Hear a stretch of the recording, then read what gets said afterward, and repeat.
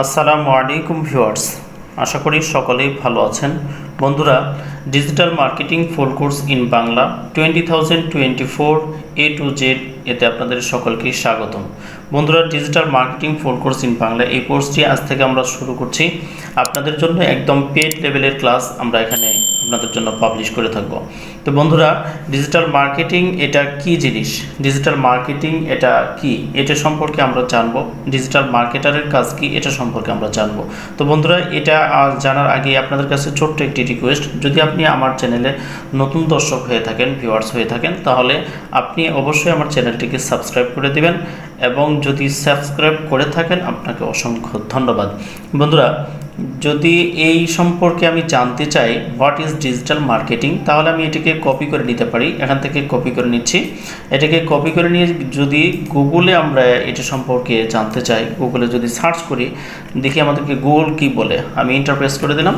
Interpress করে দেওয়ার পর দেখেন এখান থেকে আমি এটাকে জিজ্ঞাসা করতে পারি, এখান থেকে জানতে পারি যে ডিজিটাল মার্কেটিংটা আসলে কি। আমি এখানে ক্লিক করে দিলাম। ক্লিক করে দেওয়ার পর আমাকে তারা এই আর্টিকেলটি দিয়েছে। এই আর্টিকেলটা আপনি যদি ইংলিশ অর্থ না বুঝেন, তাহলে ইংলিশের অর্থ যদি আপনি না করতে পারেন, শুধুমাত্র এখান থেকে কপি করে নেবেন। কপি করে নিয়ে এখান থেকে জাস্ট আপনি গুগল ট্রান্সলেটটি ব্যবহার করবেন। গুগল ট্রান্সলেট আমি আমার গুগল ট্রান্সলেটটি ওপেন করে নিচ্ছি। আমি আমার গুগল ট্রান্সলেটের ভিতরে আপনি এটিকে পেস্ট করে দিলাম। পেস্ট করে দেওয়ার পর যেটি এখানে আমি যদি আপনার এটাকে বাংলা করে দিই, তাহলে আমি এখান থেকে বুঝতে পারবো যে এখানে কি বলেছে।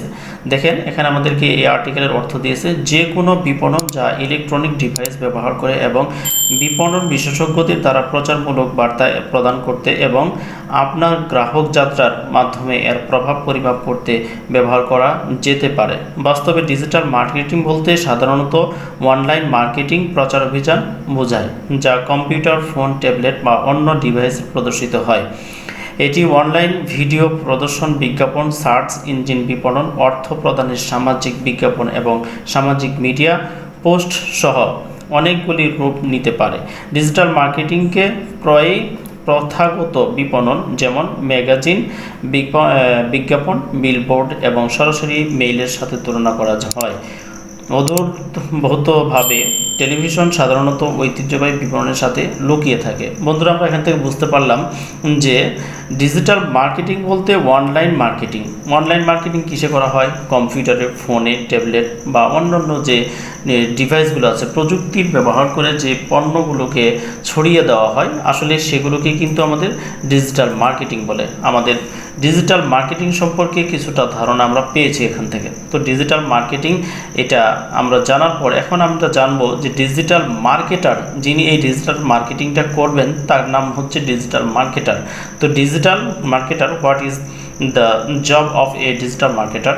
ডিজিটাল মার্কেটারের কাজ কি, যদি এটা আমরা জানতে চাই, তাহলে গুগলকে যদি আমরা এটা জিজ্ঞাসা করি যে একজন ডিজিটাল মার্কেটারের কাজ কি, আমি এখানে গিয়ে এটাকে গুগলে পেস্ট করে দিলাম, দেন ইন্টার প্রেস করলাম।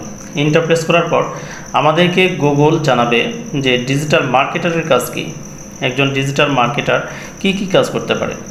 তো ডিজিটাল মার্কেটারের কাজ সম্পর্কে আমরা এখানে গুগলের কাছ থেকে যদি এটাকে আমি এখান থেকে প্রেস করে এখান থেকে পেস্ট যদি কপি করে নিয়ে শুধুমাত্র আমার ট্রান্সলেটে, গুগল ট্রান্সলেটে যদি পেস্ট করে দিই, তাহলে আমি জানতে পারবো। দেখেন এখানে এটা অর্থ দিয়েছে, ডিজিটাল বিপণনকারী গ্রাহকদের সাথে যোগাযোগ করতে এবং বিক্রয় এবং ক্রিয়াকলাপ প্রচার করতে বিভিন্ন ধরনের ডিজিটাল বিপণন পদ্ধতি ব্যবহার করে।